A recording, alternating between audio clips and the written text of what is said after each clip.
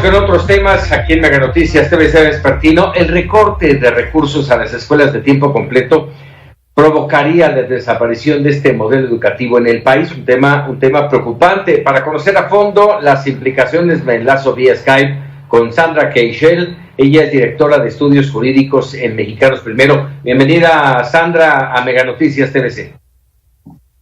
Muchas gracias, Paco. Sí, así es, estamos muy preocupados y contentos de tener este espacio para platicar un poco sobre esto que nos preocupa.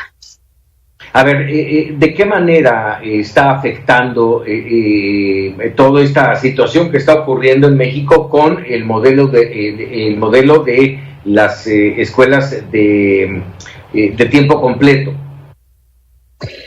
Me regreso un poquito para darte el contexto. El programa que inicia desde 2008, o sea, no es un programa nuevo, es un programa que ya lleva más de 10 años en operación, creciendo y llegando cada vez a más personas. En su mayoría atiende a escuelas de alta y muy alta marginación. Es decir, está llegando a las niñas y los niños que más necesitan mejores oportunidades de educación. Es un programa que amplía la jornada escolar para que tengan más horas de aprendizaje. Una jornada normal es de 4 horas y media. En estas escuelas de tiempo completo, la jornada va de 6 hasta 8 horas. Incluye, en la mayoría de los casos, el servicio de alimentación. Pero también hay estudios que demuestran que es el primer alimento que reciben muchos de estos niños. El UNICEF, junto con la SEP, encontraron que este alimento era el primero que recibían. Es decir, está también garantizando el derecho a la alimentación nutritiva.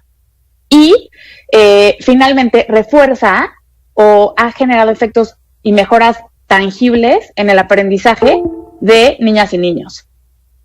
Hay estudios que también demuestran que el programa o la participación de las escuelas y los niños en el programa hace que menos niños y niñas estén en los niveles de más bajo desempeño de las pruebas Enlace y Planea, estas pruebas estandarizadas que se hacen a nivel nacional, y hace también que más lleguen a los niveles de más alto desempeño.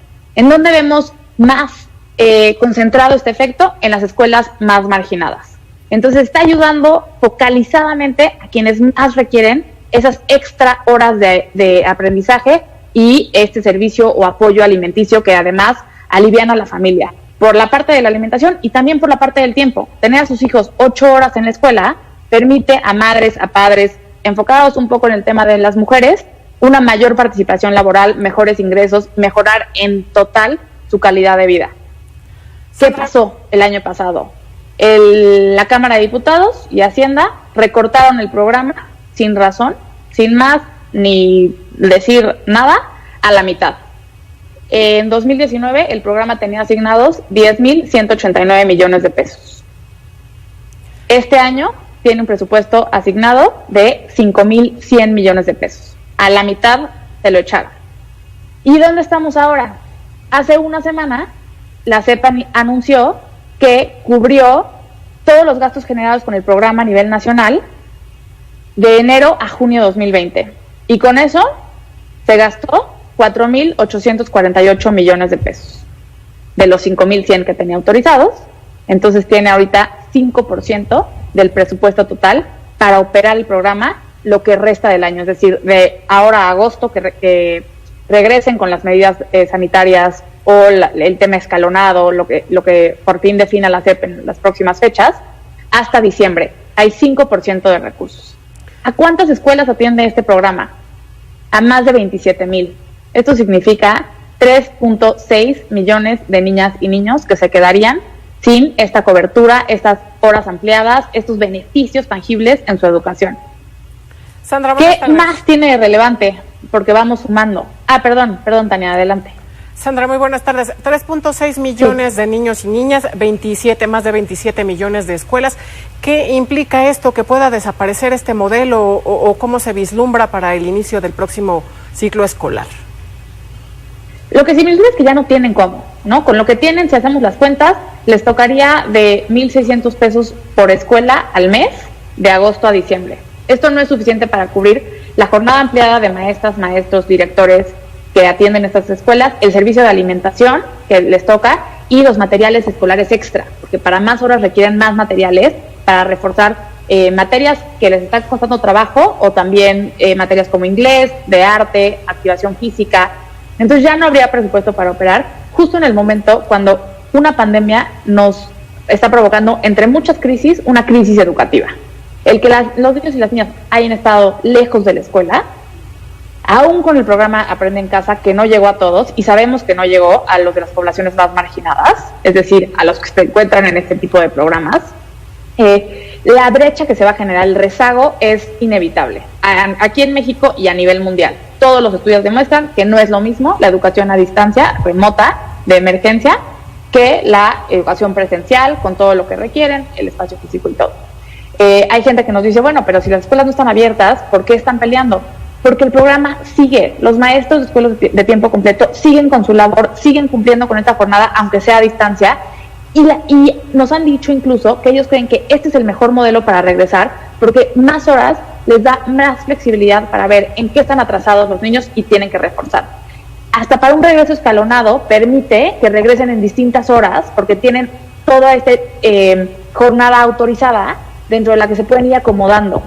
El tema de alimentación en muchos estados se ha solventado, ya que no van a la escuela, con entrega de despensa. Entonces es un programa que sigue teniendo relevancia, aún con escuelas cerradas, pero cuando regresen a abrir va a tener aún más. Y no solo debiera mantenerse, la SEP, las autoridades educativas, deberían de tener como prioridad o como estrategia a seguir que se amplíe la cobertura durante los próximos ciclos escolares para llegar a más escuelas, para apoyar precisamente la crisis generada por el COVID. Entonces, nuestro llamado con el que salimos esta semana es muy puntual. A la Secretaría de Hacienda que realice las reasignaciones presupuestales necesarias para cubrir el segundo semestre de este año de todos los gastos que genera el programa. A la Secretaría de Educación Pública que desde ya empiece con un plan de acción para ampliar la cobertura del programa de escuelas de tiempo completo en el próximo año o siguientes ciclos escolares que seguirán con las repercusiones que ha generado esta pandemia.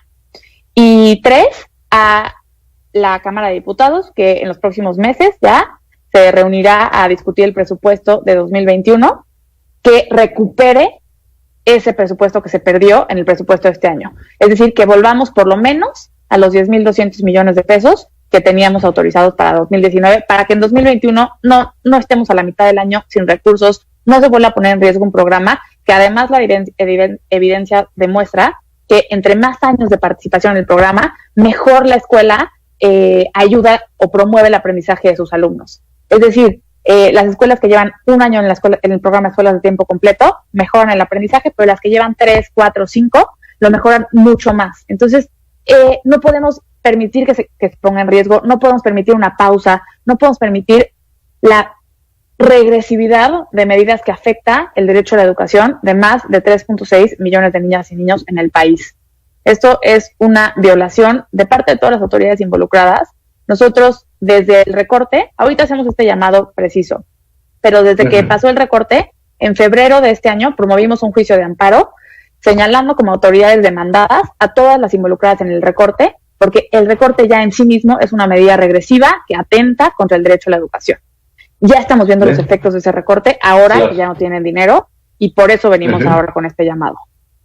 Pues este llamado ya está ahí puesto, esperando que las autoridades, concretamente la Secretaría de Educación Pública y la Secretaría de Hacienda y Crédito Público, pongan manos a la obra, porque no es factible, no es lógico estar pegándole a la educación cuando es uno de los principales motores de este país. Sandra Creixell, te agradezco mucho estos minutos para Mega Noticias TVC. Muchas gracias a ustedes, buena tarde para todos. Muchísimas gracias. Sandra Creixell, ella es directora de estudios jurídicos en Mexicanos Primero. Adelante, Tania.